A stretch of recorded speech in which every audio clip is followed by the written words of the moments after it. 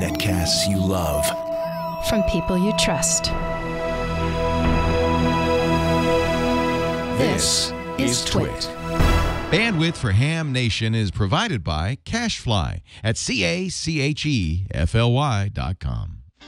This episode of Ham Nation is brought to you by DX Engineering. DX Engineering offers practically everything you need to outfit your shack, plus the fastest shipping in the industry. In-stock items ship the same day, Monday through Friday until 10 p.m. Eastern. For more information, visit dxengineering.com/hamnation. And by ICOM. For more information, visit icomamerica.com/hamnation.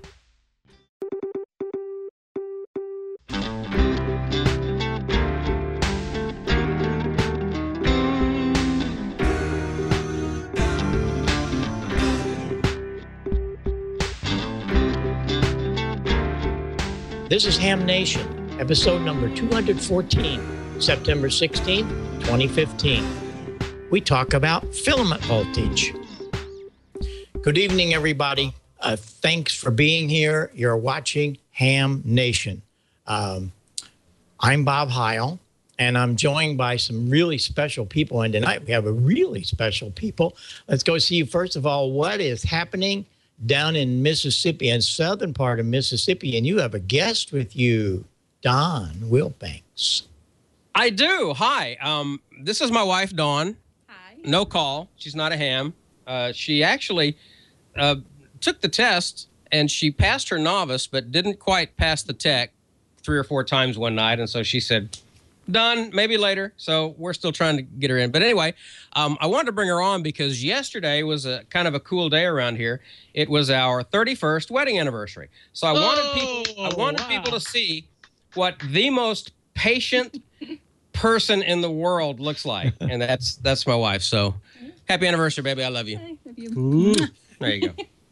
This is Don, thanks for sharing, Don. Wait, I blocked the view. Let's try this again here. Come back to me, Brian. There we go. Oh my God. Come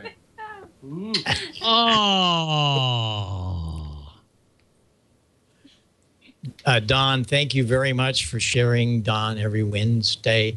And we'll have to get you and all the wives together, and you guys and gals can have a party sometime, sharing your time with all of us that we do this. So congratulations. That's great. Well, we'll be back to Don. We want to go down to Mississippi also while we're there and say hi to George quickly. And George will be back with his soldering iron or talking about something. But hi, George. How are you doing? Hi, Bob. Hi, Don and Dawn. And I hear Gordo's laughing there, so I know he's in there too. But good to be back with you tonight. Yeah, we're going to talk a little bit. About tubes tonight, so that ought to be fun. Yeah. Okay. And Gordo, how are you doing? How's the weather? Is it okay? We had rain. Hurricane Linda turned into a remnant, and the remnant came ashore yesterday and dumped 2 inches of rain. So it's good. Back to you, Bob. That's what I hear. Well, everybody has some good pieces tonight for us, some good tips and things to learn, and we'll be back to them in a minute. But I wanted to take a couple of minutes here and tell everybody what's going on in Springfield. As we talked about last week, this is the week for the Route 66 event. And the clubs here all got together and put up a field day type system here in our Route 66 historic park. This is where Route 66 was born, right here. And if we can run through those really quickly, there's the little park. And they set up a tent, and we got to operate. What's really cool about this, you're going to love this, Gordo. Franklin used your book. He got his license several years ago. This is the first time he's talked on HF. He was so superior. We just let him go for hours. He worked hundreds. We were really, really thrilled to have Franklin on HF. He got a big charge out of it. There's the batteries. A little hard to see, but I had 4 batteries that came from the telephone company. They were batteries for backup, and that's what they ran on all day. It was really cool. And all of a sudden, here comes media, television stations, radio, newspapers, all this. And they came out and set up their camera And here's a little shot of what they did on the opening right out of the box Saturday night on CBS here. So roll that little piece for us, please, Brian. Special event station for Route 66 on the air in Springfield, Missouri. Amateur radio is a huge hobby across the nation, as more than 785,000 operators have FCC licenses and 200 people have become licensed in Springfield in the last year. Bob Heil got his start with it in high school. It's actually been my education in electronics, because back in the 50s when I got into it, we practically had to build all of our equipment. Robert Kinch got started with it 9 years ago because he wanted to track weather. Storm chasers often use ham radio to communicate. At that time, the best thing was amateur radio, because then you could go out and spot, or you could just listen and tell where the storms actually were. In times of emergency, when all communications are down, ham radio operators can save the day with an antenna, a few batteries, and the touch of a few buttons. Say we had to send a thing to Dallas. We would do what we're doing right here. Throw up a wire in the tree, change frequency, we're there. Kinch says the hobby enhances his understanding of science and technology. You have to have some knowledge as to what bands, what frequencies to use. That's going to work best during that time of day. And it's kind of a cat and mouse game. Heil says all NASA astronauts are licensed ham operators because it is the most reliable way to communicate back to Earth. Ham radio operators take pride in knowing their hobby could provide a vital public service. Your cell phone doesn't always work. In disasters, telephones, nothing works. But amateur radio always works. In order for someone to become a ham radio... All right. We're very happy to have them come out and do that. And whenever you guys and gals are doing anything at all out in the field with your clubs, get a hold of the media. Let the world know what we're doing underneath these black boxes and microphones and antennas. And we had a lot of people stop by, and a couple of them even got so involved that we think they're going to join a couple of the clubs. So that's the plus factor of doing those things. Gordo, you're the master at that. And I just wanted to say before I started here, some of us might want to go watch the debate thing. It was all over for me when they all started this, because I'm going to vote for Gordo for president. What do you think, Don? Gordo? Yeah. Well, I appreciate that. I'm all for that. I used to have blonde hair, but I've changed it to white just so I wouldn't be confused. All right, making things happen. Boy, that was great press that everybody had, Bob. And Route 66, you'll be on for a couple more weeks. And the Citrus Belt Amateur Radio Club, great start out here as well. This weekend, Peoria. All day Saturday, all day Sunday, 8 to 4. Flea market starts actually at about earlier than that. $6,000 worth of prizes. So Peoria, you do it upright. This past weekend, our local HamCon here in Southern California. Look at this program. They know how, and they did it upright. Fresno Rally in the Valley this coming Saturday. Smart Fest in Henderson, Minnesota this coming Saturday. This coming Saturday is the 10 and higher gigahertz contest. So I'll be up on a hill microwaving Saturday and Sunday. So if you're out driving around, you see someone with a big dish antenna, stop by and tell them Gordo sent you and see if you can say a few words on 10,000 megahertz. And Convoy on the Air, November 4, November, the host station, all this month. Now, I've got a whole bunch for October, but it's not October yet. So if you've sent me stuff for October, stand by for next week and week after. By the way, sending me stuff, this is great. It came from Larry. He had a note saying, this antenna didn't work. We're squat. He says, can you figure out what the problem is? And I did, because he included this. So, Larry, don't get mad at the antenna.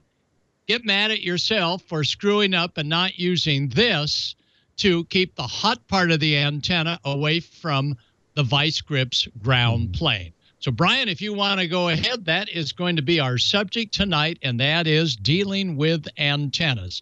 This is the spacer That is critical. If you lose this spacer in between the lower and the upper section, that upper section is going to ground out. And like Larry, you won't get squat on your 3H24 mount.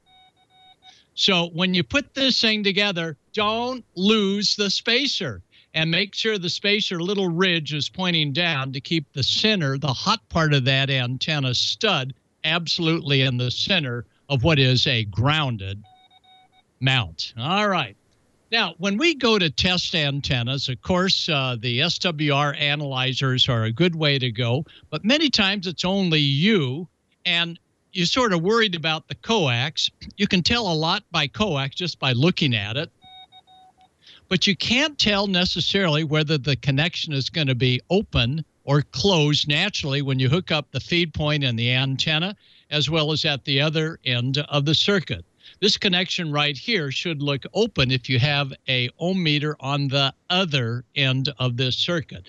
Never, ever, ever meter the hot part to the ground with an ohm meter with the coax hooked up to your radio, because you're putting a little bit of voltage on the input of a transceiver and it will go poof. What you're looking for on a voltmeter is the ohms scale times a minimum of 10,000 or a minimum of 1,000. And you can tell a lot about what's going on with a hunk of coax that you've got running from down below up to the roof. First of all, you cannot check out coax with a load on it with just an ohm meter. In this case, you'd want to use an SWR analyzer and sweep it and see how it is looking, because the ohm meter is going to look at that and say that's a 4-to-1 balun, and it's going to look like a resistance, which should be normally an open connection if it were just a dipole. So when you're looking at coax, first of all, eyeball it. Can you see the inside braid or the inner conductor? If you can, that coax is probably ruined. That's a series of different types of coax and coax connectors. And the one all the way to the right, of course, is an F connector. Doesn't belong on a ham radio, but rather on a television set. And when we look at coax and you measure it with nothing on either end, but simply the ohm meter and an open circuit at the other end, if you're getting several hundred ohms resistance or several thousand ohms resistance, you've got probably something going on beneath that black goo. So take the black goo off. Oh my goodness, there's water coming down your left hand. Wonder where that water is coming from.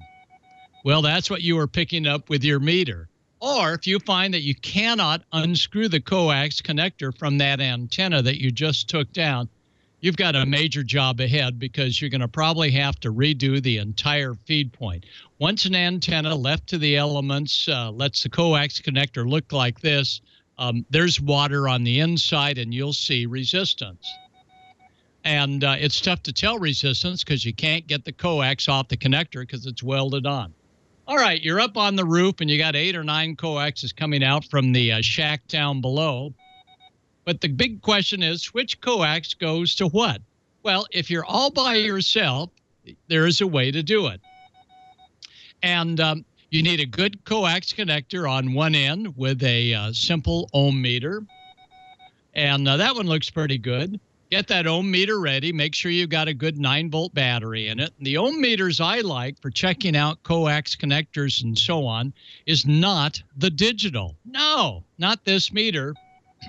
Because a quick little short, you'll never see it on the digital. It takes about a second to make up its mind what it's going to read out. But rather, go to a piece of junk analog meter. This is a $9.95 Harbor Freight special, not really junk till you blow it up. And notice that on the resistance scale, it's reading my fingertip there. And this is what you want to do, is you want to read out the coax. And again, if the coax is not hooked up, you want a resistance that looks wide open. Well, how can you check it at the other end? You got this meter. Ideally, you have a needle movement meter. Well, here's the trick. You get a big mama capacitor. And with that cap and a pair of clip leads over your PL259, either up at the shack with you down below or down below with you up on the roof, you look for the meter, and when you attach the ohm meter leads to the coax connector times 1,000 or 10,000 ohms, you'll see the meter take a little spike, and it'll go up and then slowly come back down. That's reading the capacitor, and that tells you that your coax is a continuous, good circuit all the way through to what you're testing up on the roof or down below. So again, a big old capacitor across a piece of coax, and when you go to test those leads with your meter, you'll see that the meter will jump up and then slowly come back down, and that means you're reading that there's something that it should be on the other end. And then take your colored tape, red, blue, or green, and color code it. And that way, when you're on the roof and you're down below, you'll always know blue goes to blue, red goes to red, and there you go. So that's the way that we solve our coaxial cable dilemmas at this end, is we meter them, but we never meter them with a radio on the other end, or else the radio will go poof. And we don't read it the other way because it's reading the antenna elements, which in many cases look like a direct short. So to check out a piece of coax with an ohm meter, take everything off both ends, and then hope for an open connection, and then use that big mama capacitor to see that it does a quick flick of the meter on R times 10,000 or higher. So that's my story. Let's go over to Dawn. And Dawn, hi to Dawn as well, and happy 31, Dawn. Thank you. Yeah, she's off back to the TV, but mentioning Route 66, I have 7 to go. Oh, wow. One's in bold. So, yeah, I'm hoping that I'm gonna get those. And also, I've got information on another special event station that I will give to you here in just a little while. And it's kind of cool. It's up in Ohio, and it's a young friend of ours, I think, is probably going to be doing some operating over there and having a little fun with that. So I'll tell you about that in just a sec. But first, oh, by the way, my funny honey, Dawn, she came in a few minutes ago, and she said, here, you are underdressed. So got my Jazz Fest shirt. New Orleans Jazz. Looking good, looking good. Shirt. That's right. Well, I'm working it. I'm doing what I can with what I got, which ain't much, but that's a whole nother story. Let's talk about some folks who have everything that you need as an amateur radio operator, and that is DX Engineering. You're going to install a new antenna before the winter, like Gordon was talking about. You know, sometimes it's easier just to put up a new one than it is to rebuild what you got. Well, DX Engineering will hook you up. Isn't that right, though, Gordon? Sometimes you just got to, at some point, you just got to look at that thing and go, oh, no, where's the Sawzall? DX Engineering has a wide range of options for every ham band in stock and ready to ship. Plus, DX Engineering's optimized shipping process means regardless of your antenna size, you get it shipped to your installation site with no headaches, like the DX Engineering Hex Beam. 5 bands of performance in a relatively compact space. These Hex Beams are the stuff, man. You can install a hex beam on a chimney, a standalone mast, without upsetting the neighbors. It has a broadband U-shaped reflector, which gives you 20 to 10 meter coverage. It also enjoy low SWR across each band. The hex beam is also directional because it's a beam. It's lightweight. It won't strain your rotor. And in addition to the 5-band model, there are monoband options available too with trim-to-tune wire. You can even roll your own. DX Engineering makes each component available to use separately. Now, the Skyhawk antenna is another great choice for a serious contester and HFDXer. In fact, there may not be a better 20, 15, and 10-meter tri-bander on the market. Trap-free design gives you the best bandwidth, lowest possible SWR. It's great stuff. The antenna's aluminum and stainless steel components contribute to its reduced weight and excellent corrosion resistance. It's an easy-to-use Yagi. It's manufactured and sold exclusively by DX Engineering. And, of course, Butternut. For decades, hams have relied on Butternut. The 2-band, 6-band, and 9-band verticals, perfect for the guy or gal who wants to get on the HF bands. But, you know, you don't have room for a large Yagi, a dipole, or a log periodic. Maybe you just got a little bitty postage stamp size lot. That vertical's perfect. Butternut's a good one.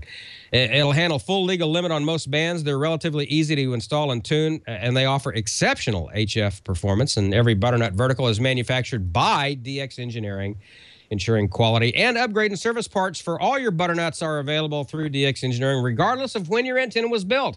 If you've got a classic butternut, they'll keep that thing going for you. And there's a brand new operating manual, manuals, actually, plural, for these antennas. They're packed with a lot more details than I can tell you now. Assembly pictures, troubleshooting tips, fresh info on how to squeeze the most performance from your butternut vertical. And, of course, they are downloadable for free at dxengineering.com.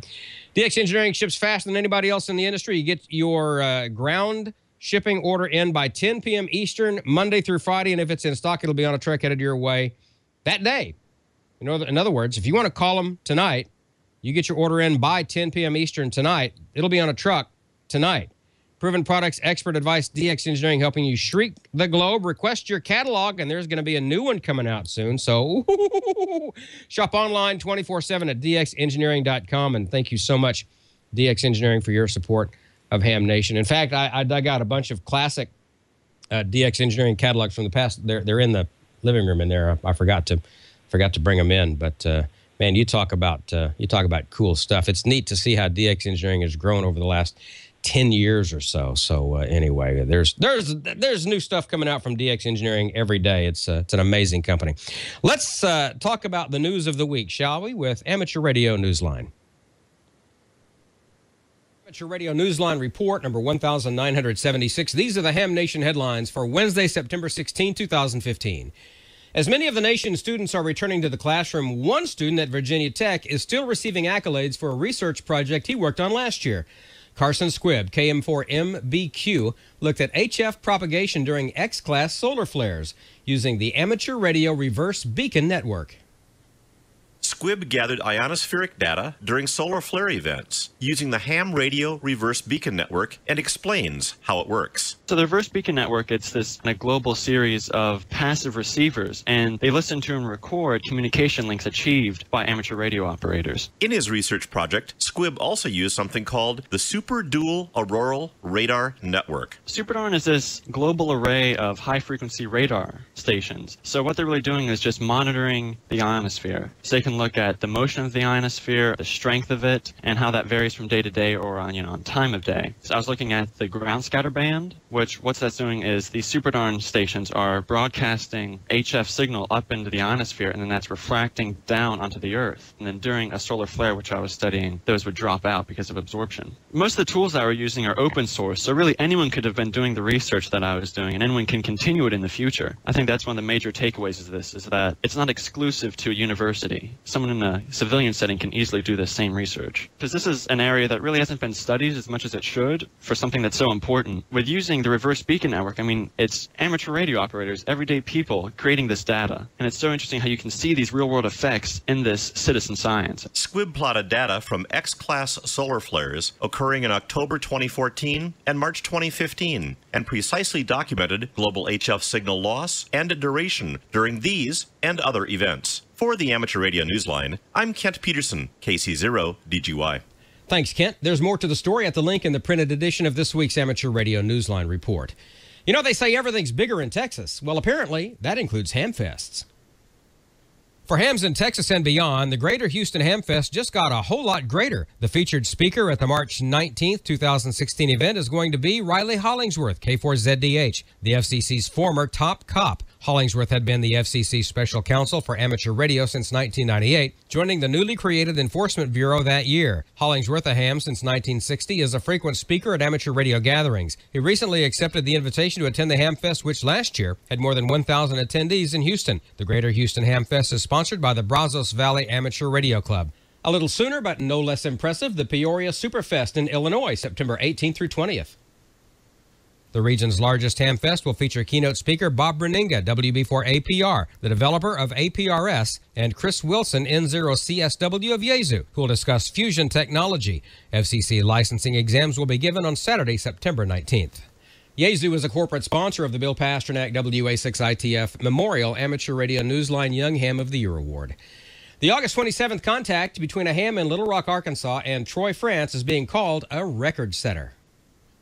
On that day at 17:32 Universal Time, Dave Swanson, KG5CCI, operating portable atop an Arkansas mountain, answered a CQ from Christophe Lucas, F4CQA in France. Only later did the two hams calculate the distance between them at 7,599 kilometers, or roughly 4,712 miles. They were using satellite FO29. Swanson explains the revelation that came next. To the best of our knowledge, he says, this breaks the previous distance records of 7,537.799 kilometers between W5CBF and G4DOL and 7,538.685 kilometers between K4FEG and DK1TB. A few days later, on September 5th, Swanson is said to have created yet another record via the Oscar 7 satellite in a contact with Manuel, EA5TT. Swanson was working atop an old U.S. Forest Service fire tower in western Arkansas, and Manuel was in Valencia, Spain. Their QSO covered a distance of 7,947 kilometers.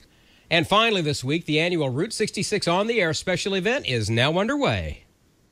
21 mobile stations and area clubs along the route will be sharing the romance and memories of the route, which begins in Chicago and ends in Santa Monica, California. The Citrus Belt Amateur Radio Club in San Bernardino, California is organizing the event, which is in its 16th year.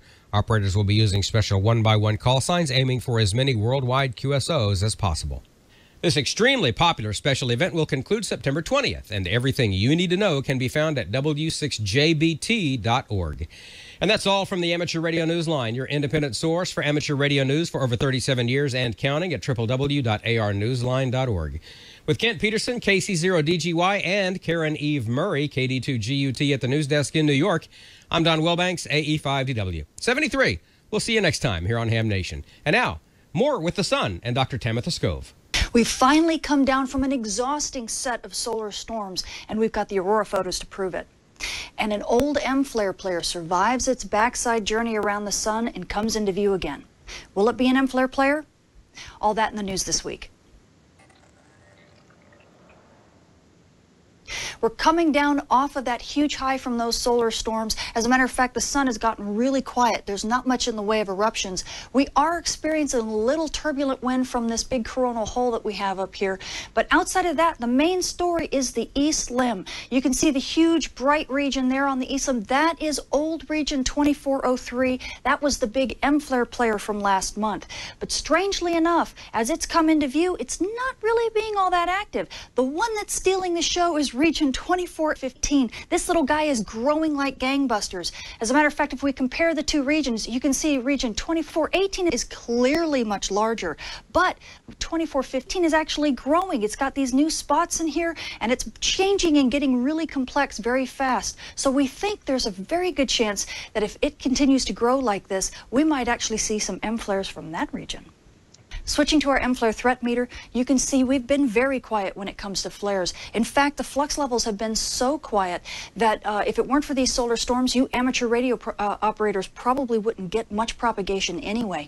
Now, once region 2418 and 2015 came into view, you can see those levels rise, and now we're seeing B-class flares and C-class flares, and that's all due to region 2415. So we're really keeping a close eye on that one. Switching to our solar storm conditions, as you can see, there was more red than green this week. It all started with a storm that began on the 7th and stormed in through the 8th. We had a little pocket of clarity on the 9th, and then it picked up again, and it stormed all the way to the 12th. We then had another little pocket, then it picked up again on the 14th and continued storming. It's finally settled down. I don't know about you, but I'm exhausted just looking at these moderate level storms. They gave us aurora all around the world, and you poor amateur radio operators, if you didn't get on at the right time, you didn't get on at all. Switching to your solar storm conditions and aurora possibilities over the coming week, we do have a little bit of effect from that coronal hole that I showed a while back. So NOAA is giving us about a 25% to a 30% possibility of minor storms at high latitudes, but really only expecting unsettled conditions. It's kind of more like a turbulent wind and not really giving us that much disturbance. At mid latitudes, we're really not expecting too much, maybe some active conditions over the next few days or so, but outside of that, things are calming down. It's getting kind of quiet, and we shouldn't see anything until late on the 20th, maybe into the 21st, when we start feeling the effects of a new fast set of fast wind. Switching to your solar flare and particle radiation storm outlook for the coming week, as you can see, everything is all green. Although we're watching region 2415, it has not developed into a big M-flare player just yet. So NOAA is giving us only about a 5% chance for an M-class flare over the next few days, which might increase it to a 10% chance near the end of the week as we get more regions that rotate into view. But pretty much the flux levels should be okay. They're hanging on there, but it's just at the cusp of being able to have good amateur radio propagation. And of course, we're not expecting any radiation storms at this time. So this week looks like it's going to be pretty quiet. We've finally gotten through those solar storms, so you amateur radio operators can finally get back on the bands and enjoy yourselves. You GPS UAV flyers can finally get out there and fly your drones with abandon. And you aurora photographers can finally rest, rest, rest. So everybody enjoy your week off, because you never know when the next one's going to come. I'm Tamitha Skov. Thank you for watching.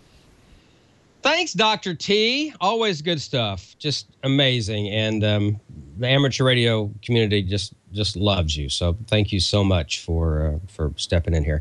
All right, Sherman, let's set the Wayback Machine back for 2000. Look at this, September 26, 2005. That's what I want to show you. This is a DX Engineering flyer, I guess you could call it, catalog. It's a one sheet. That's from 10 years ago. The day after my birthday, in fact, 10 years ago. Here's another one from 2005. It's it's a few more pages, but now you fast forward 10 years and look at this. This is the what is this? This is autumn winter 2014, and there's a new catalog coming out soon. They do multiple of these every year now instead of just being a little flyer or one sheet, and now radios, test equipment. Of course, the own stuff that they make, the books. I mean, it's just DX Engineering is just such a ham radio success story, and we are so lucky to have them on our team. Somebody else that's on our team that you probably remember from Huntsville, Alabama, when I was playing Blind Mississippi Hambone. I started calling him Cincinnati Short Rib. We're talking about Chris, KD8YVJ. Pull that shot up. There he is. There's Cincinnati Short Rib and Blind Mississippi Hambone. Well, listen, he sent me an email. He said, Don, BMH, because, we're tight. He calls me by my initials, BMH, Blind Mississippi Hambone. Wanted me to mention the Voice of America Bethany Relay Station 70th birthday. They're having a special event. It is this weekend, as a matter of fact. The Westchester Amateur Radio Association will operate Club Station WC8VOA, special event station this Saturday the 19th from noon until 8 p.m. Eastern, to commemorate the 70th anniversary of the Voice of America Bethany Relay Station. They'll be on sideband, approximately 14250, PSK 31 on 14070, and other bands as conditions permit. And, if you know Chris is an A1 HF operator at 12. He's just, or is he 13 now? It doesn't matter. But he's a killer operator, and you'll probably hear him out there. Yeah, give Cincinnati Short Rib a call. He's probably going to be out there. But check it out, the WC8 VOA, Westchester Amateur Radio Association, Voice of America 70th anniversary of the Bethany Relay Station special event this Saturday on the band. So check that out. And, everybody likes a little short rib every now and then, right? Chris is a cool guy. Thanks, Chris. Appreciate the email and appreciate your friendship, my friend. Another guy that we like a little bit around here is a couple hours to my north, and that would be George, because he doesn't have a smoking short rib, but he does have a hot soldering iron. Yes, I do, but they're not good for cooking ribs with, Don. The lead just kind of ruins the flavor. You can touch up your grill marks, though, real good. Well, you can, yes. As a matter of fact, you can custom design them however you want. But got your call sign in there. That's right. Yeah, but when that lead solder hits the fillings in there, it's just it's not a lot of fun. You start picking up the Voice of America on your dental work. Exactly. Yep. Well, I'm going to get just slightly out of order here, but I've got a madness to the getting out of order. We're going to pick up with the contest first. I asked a question last week that I was hoping I'd trip a few of you up with, and I tripped a lot of people up with this one, but some of you got it. The question was, what is the most overlooked important parameter that affects tube life? And I had a winner. It's Frank Westerfall, K6FW, and he said the filament voltage is the most overlooked important parameter affecting tube life. And that's correct, Frank. And just for enlightening us all on that, I'm going to give you this set of Heil Pro Set 3 headphones. Well, not this pair. This is mine, but the ones in the box over here. They're coming your way. Congratulations. You're going to enjoy those.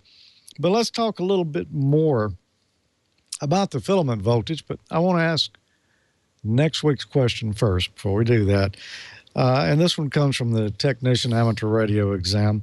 What is a disadvantage of air core coaxial cable when compared to foam or solid dielectric cable? A, it has more loss per foot. B, it cannot be used for VHF or UHF frequencies. C, it requires special techniques to prevent water absorption. Or D, it cannot be used at below freezing temperatures. And let me make this a two-part question. First, tell me of A, B, C, and D there, what is the disadvantage of coaxial cable? And then tell me in your own words, what's the advantage of air core coaxial cable? If you got that right, then we're going to give you a DX Engineering ceramic coffee mug that you'll be happy to sip your favorite Joe out of every morning. So answer that question for me, or those two questions, and we'll send that your way. Now, back to filament voltage. You know, that's my question was, what is one of the most important, often overlooked parameters for tube life? And it is filament voltage. IMAC and Continental Electronics have published a good paper on that. You can do a search on the internet for extending tube life, and you'll find a nice paper here that explains a little bit about filament voltage and its relationship to tube life. Oh, by the way, on the contest, send your answer to hamnationcontest@gmail.com. That's where we're taking answers. But filament voltage is very important. Now, you really, I guess, for ham radio applications, we're going to want to run that filament voltage at the rated voltage. Whatever the tube is best for, that's where you want to run it. Because most of our tubes are not thoriated tungsten. Thoriated tungsten tubes are a special case, and that's what most broadcast transmitters have in them. However, our amateur radio linear amplifiers usually have oxide cathode type tubes in them, and so they're a little bit different case. So that's why I'm saying stick with whatever the rated filament voltage is. Well, you know, we can't normally adjust that on our amplifiers. They don't give us a provision for doing that. If you do have a provision, if maybe you can retap a transformer or something like that, then you'd want to measure that filament voltage with the plate voltage off, of course. You don't want any high voltage while you're doing it. But you need to measure it just as close to the filament terminals on the tube as you can, not back over at the transformer, right there at the base of the tube. And you want to use the right meter for the job. Now, you know, we really like these old Simpson 260 analog volt-ohm meters. Not really good for this. Okay, well, then you may say, well, we'll take a digital meter. Maybe it's a little more accurate. Well, not all digital meters are really good for that. What you really need, and, you know, this is probably overkill for ham radio, but when you're dealing with real high-power transmitter tubes, you want a true RMS voltmeter, because your filament voltage is usually an AC voltage. Well, in a perfect world, you know, our regular meter there would read the RMS voltage of the AC there, and, you know, it'd be a perfect sine wave. Well, in the real world, that's generally not the case. As you put a load on an AC line, it's going to distort that sine wave some to where the duty cycle of it's a little bit different. It's not a perfect sine wave anymore. It's got some distortions in it, and that's why a true RMS meter is going to give you a more accurate picture of the actual power that's in that RMS voltage, or the actual RMS voltage. when you take into account the distortions in the waveform. So for ham radio operations, we're going to say go with the rated voltage for that tube. Now, when you get into higher power stuff, there is a procedure that'll be explained in this paper here on extending transmitter tube life. That doesn't apply to the tubes that we use in most of amateur radio. You would think maybe 3CX 1500 is close enough to some of those broadcast tubes, but no, it's not. It uses the oxide cathode type of filament in there. All that's really important because the filament in that tube is emitting electrons, and they put special coatings on that filament wire to help it to emit those electrons. If something happens to that, well, if you run the voltage high, it's going to burn the coating off of that filament so that it's going to stop producing electrons earlier. If we run the voltage too low, that filament's going to act as a getter, and the impurities in the tube are going to be drawn to it, and it's going to poison that filament to where it cannot emit those electrons as easy. So filament voltage is very important for your tube life. Well, right now, let's see what ICOM's talking about this month, because they got a special event that's, well, it's coming up in just a few days here. And if you're into D-Star, you don't want to miss it. Mark your calendars. You're invited to the biggest D-Star QSO party. Talk to the world by connecting through D-Star repeaters around the globe. D-Star QSO Party 2015 is this month from September 18th through 20th. D-Star continues to help amateur radio grow. It's an exciting technology that introduces new people to the hobby. It's high-speed communication and digital voice that's crystal clear. And the D-Star QSO Party is a great way to develop camaraderies with amateurs all over the world. Communicate through as many D-Star repeaters as possible throughout the world.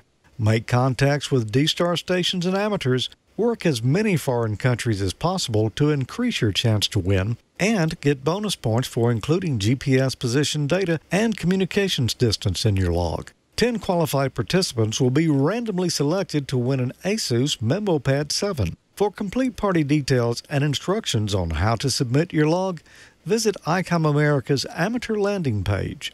Then join the D-Star QSO 2015 party September 18th through 20th. Good luck, and make sure you visit icomamerica.com/amateur for more information on the 2015 D-Star QSO party. And you can tune in and enter to win after each episode of Ham Nation. Go to icomamerica.com/HamNation. Register to win for some great swag prizes like T-shirts and hats. And you could also learn how you could possibly win in the monthly grand prize drawing, which for September, we've got a nice prize here. It's going to be the ICOM ID 51A 50th Anniversary Edition Handy Talkie, VHF UHF Dual Watch Handy Talkie with D-Star, integrated GPS, micro SD card slot, fast DV data, IPX7, waterproof construction, a near repeater list up for both DV repeaters and analog repeaters, enhanced DPRS, and a lot more. So go to icomamerica.com/HamNation and register to win after this and each episode of Ham Nation. And good luck in the contest. And now let's go back to Bob. I think maybe you've got a little something extra special for us tonight, don't you, Bob? Well, I'm working on it.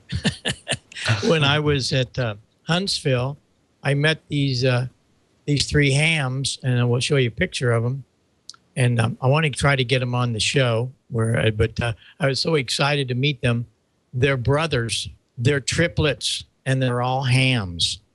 And back in 57, 58, I worked then a triplet family, and they were all hams. But met these guys at Huntsville. So we want to try to get them on the show. You know, we'll try to let you know a little bit more about that as time goes on here. They might get on here. I want to know how they all came together. So we'll have more information about that for you. I want to let everybody know that I've been on the air quite a bit with the Route 66, and you can find me on 40 meters. I got a lot of emails wanting to know where am I operating, and we're somewhere between 7255 and 7280, somewhere along in there. We stay out of the AM window up above, but 7266 is the center frequency. But oh boy, is it busy, because there's 21 stations from California to Chicago. But look for me, that's where I will be, and I'll be there after the net. I'll check into the 40-meter Ham Nation net, and then we'll see what happens there. But I just want to let everybody know about that. And we'll have more information about the whole event, because it'll end this coming Sunday. So you want to get in there and make it happen, because there's a lot of fun to be had working all these stations, and they really have beautiful certificate if you work all 21 of them. And Don, you're getting close, huh? That's cool. So stay up on it. It's a great way to test your skills. It's not a contest, but you can use some of those same skills to try to get in there and work some of the guys. That'll be great fun to work some of you that we've been talking to on email. So that's the story from here, and we'll keep you in touch with the triplets as time goes on.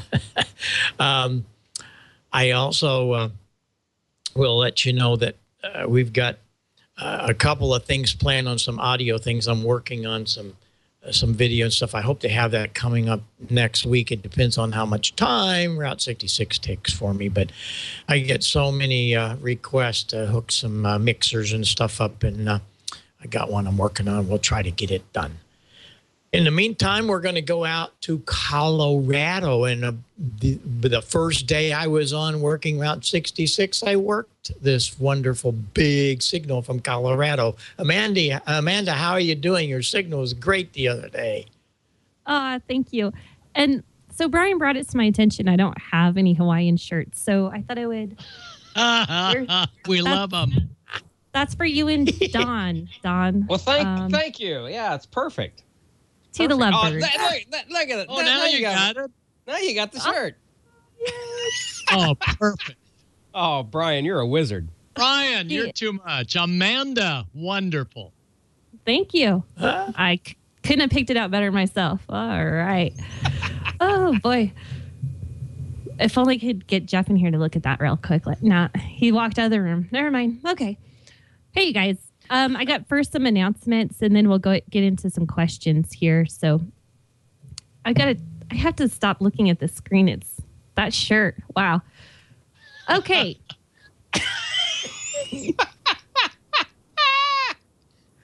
Oh boy.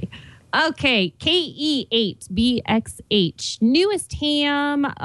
His name is Austin. His dad was very proud that he got his ticket this last weekend. So, and his dad is N80XC. Congratulations there, Austin. We can't wait to hear you on the air. All right, Austin. All right. Yeah.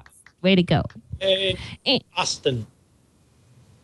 Along with those lines, we'd like to announce that the Iowa QSO party is coming up. W1 Oscar Alpha, Derek wanted us to know that. That's October 17th. So get yourself on the airwaves and help out with the Iowa QSO party. With that, you guys, let's see. We lost George tonight, right? So we don't have him on.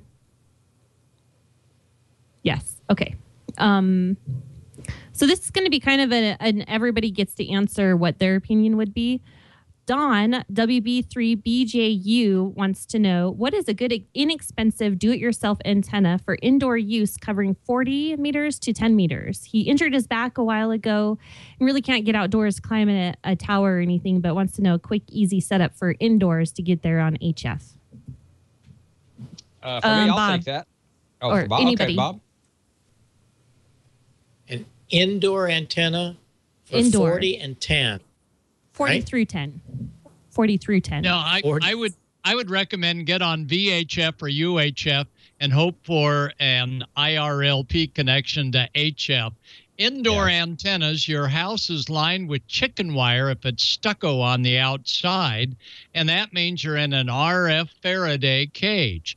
But take that mobile antenna like we showed a few weeks ago on Ken's house, plunk that magnetic mount on a metal rail of your balcony, or affix it with vice clamps.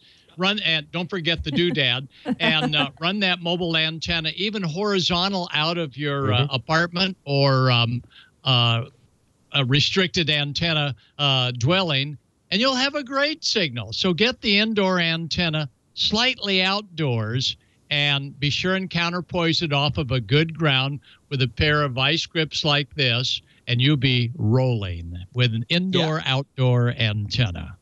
Something else you could do, it would work indoors. I mean, it's a dipole, so it's directional, but a couple of ham sticks mounted end to end.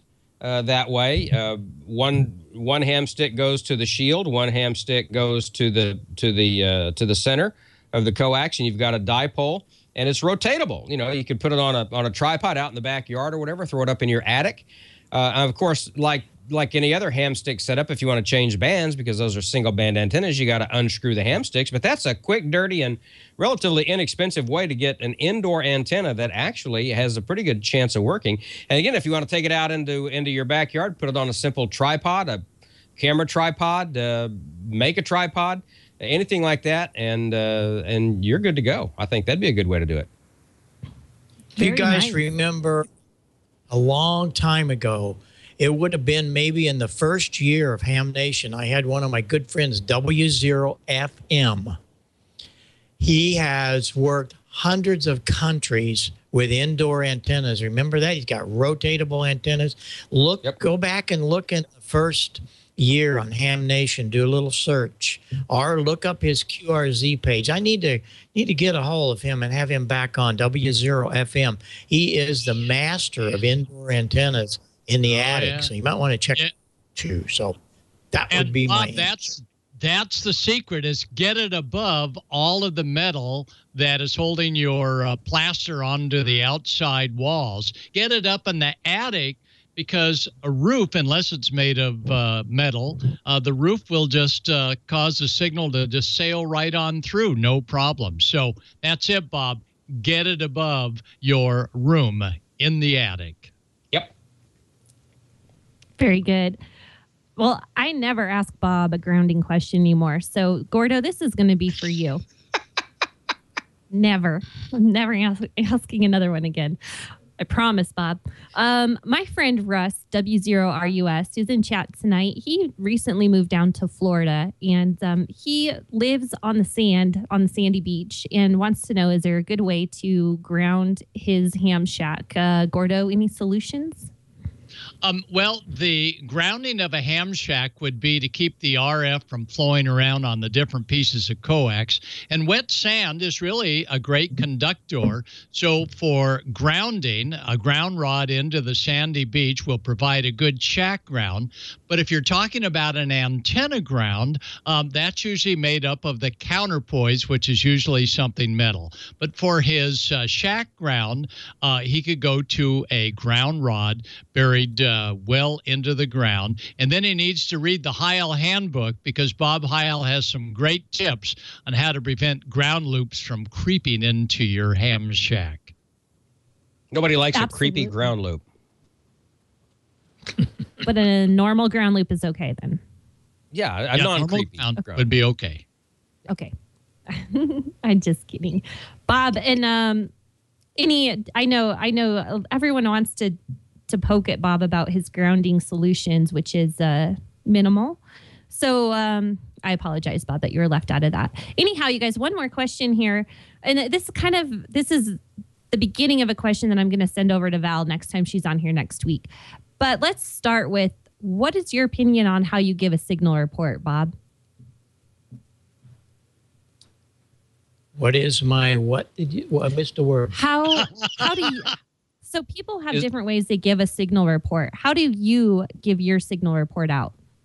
Non-grounded ears. How do I give it out the way the S meter tells? And it's not S10. Okay. Here we go with semantics again. It's not S10 and it's not 20.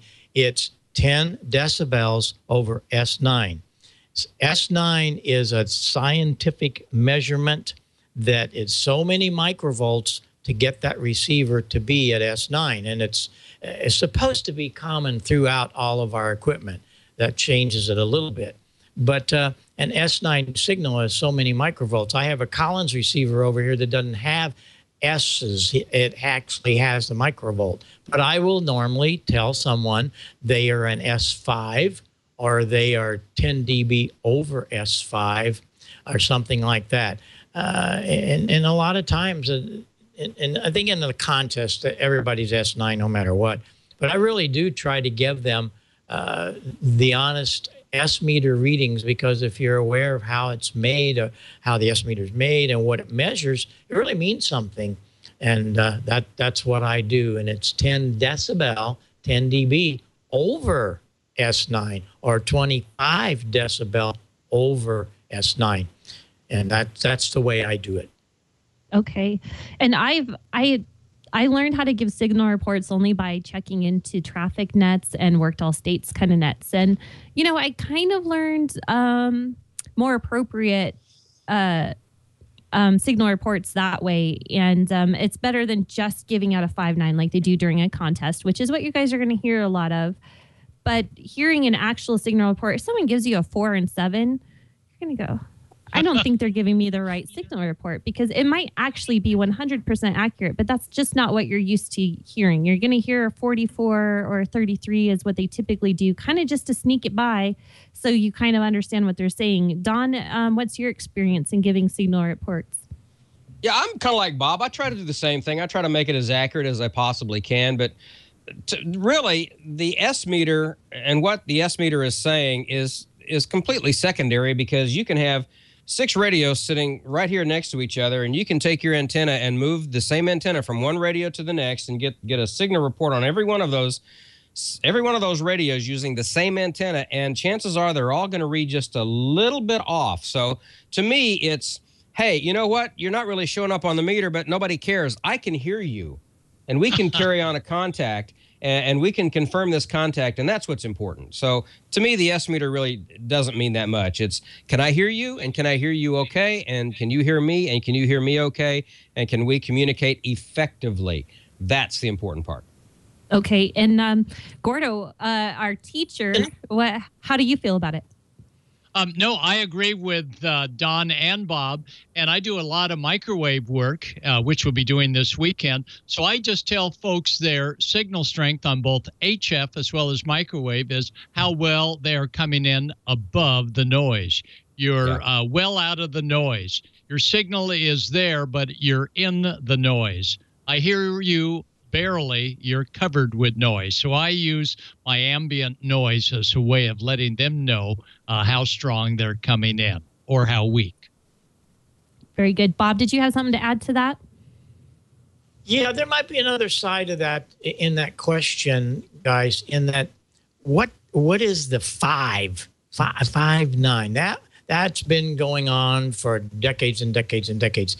And the 5 is the readability. And you could be 10 over S9, but if you're not speaking into your microphone properly, if you don't have it equalized right, things like that, your readability, you might have a tough time understanding what they're saying, and you could be a 2 by, it'd be really crazy to be a 2 by 9, but that's the deal, that first number is readability. And that all came up years ago, and especially in the CW days when we didn't have a lot of filtering and we didn't have a lot of special receivers. And that's what that first number is. And normally, if you're going to be anything over about an S7 or an S8, you're going to be, I would hope, a 5 that you could understand them. But once in a while, you get somebody that's down in the dirt and you're getting about half of what they're saying, then they're going to be a 3 by 5 or a 2 by 4, whatever. But that first number is readability. The second number is the strength. And if you are on CW, the third one is the tone. Correct, Gordo? Did I do that right? Yes, you did. In fact, I actually have a recording of a contact, and here it is. This was Dawn on CW the other night.